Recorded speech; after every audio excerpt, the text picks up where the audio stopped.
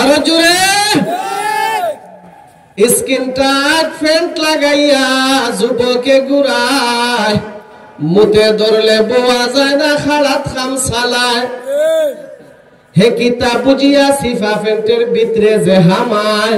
কত ফুলাফান দেখবেন আমরা যুবক ভাইরা আমরা তো যুবক ভাইদেরকে নিয়ে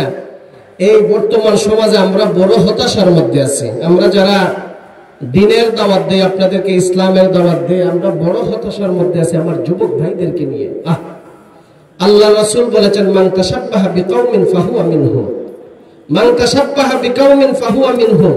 আমি আপনাদের সামনে আজকে যে বিষয়ে আলোচনা করব আলোচনা যাইতেছি একটু পরে